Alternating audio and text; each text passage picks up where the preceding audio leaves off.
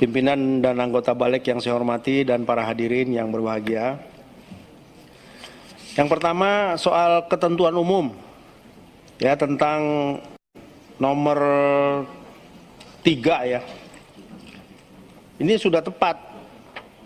Ya, setiap orang adalah perorangan atau korporasi. Kenapa? Karena memang kekerasan seksual ini banyak terjadi juga di korporasi. Bukan hanya di perusahaan-perusahaan yang melaksanakan kegiatan produksi yang positif. Karena yang negatif ini banyak. Dan menurut saya juga terjadi di daerah-daerah terutama kota-kota besar. Ya, jadi dalam hal ini tindak pidana tentang kekerasan seksual memang dilakukan oleh orang per orang dan korporasi. Meskipun penanggung jawabnya nanti adalah pimpinan korporasi.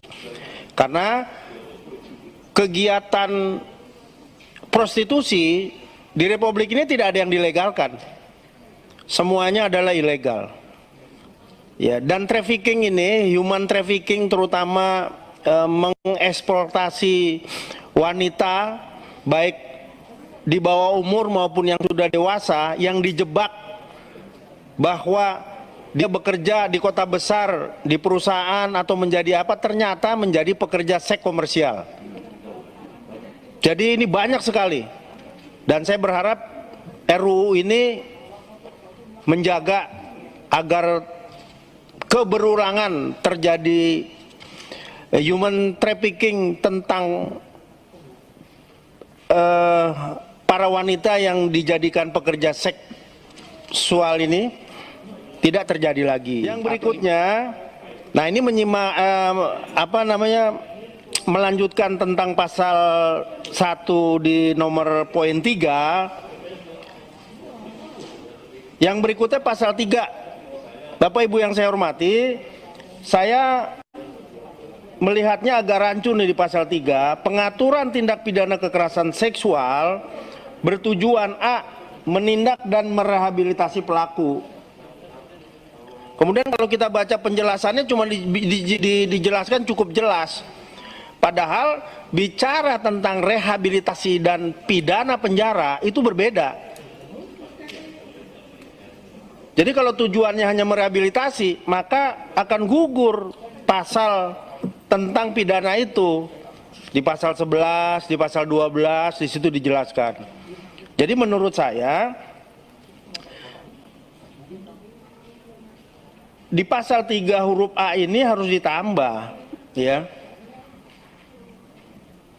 Pidana, ya, melakukan apa, pemidanaan atau apalah bahasanya.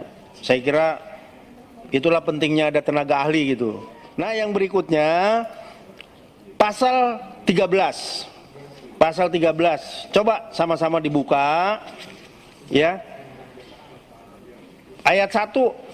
Korporasi yang melakukan tindak pidana eksploitasi seksual sebagaimana dimaksud dalam pasal 8 dipidana dengan pidana denda paling sedikit 200 juta rupiah dan paling banyak 1 miliar rupiah. Dengan melihat kondisi banyaknya human trafficking, banyaknya orang-orang yang dipaksa menjadi pekerja seks komersial, menurut saya denda ini tidak akan membuat efek jerak. Karena kelompok-kelompok orang yang berbisnis di dalam persoalan eksploitasi seksual ini, ya, yang orang-orangnya melakukan itu dipaksakan, sangat kecil kalau dendanya 200 juta minimal. Mestinya minimal 5 miliar, paling tinggi 15 miliar.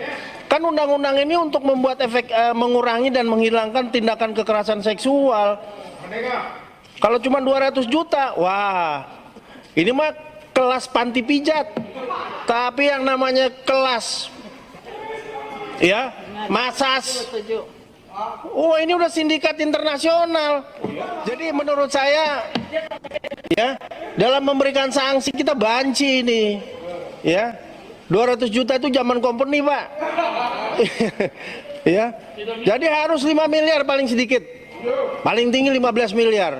Supaya apa? Supaya pelaku-pelaku kejahatan ini benar-benar takut dan sangat berhati-hati untuk melakukan ini karena dendanya sangat besar. Kalau ini mah aduh, cuman berapa orang, tapi sementara yang dieksploitasi ini ribuan di Indonesia ini, ya.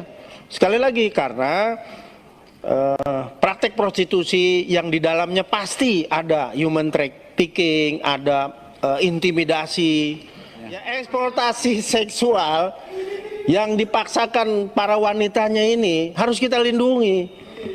Ya, setuju ya? Iya. Saya kira itu pandangan saya, mudah-mudahan ini menjadi atensi kita sekali lagi bahwa RUU ini yang merupakan lex spesialis derogat dalam melindungi wanita dan para korban kekerasan seksual ini benar-benar bisa menjaga pencegahan itu terjadi di Indonesia. Terima kasih. Assalamualaikum warahmatullahi wabarakatuh.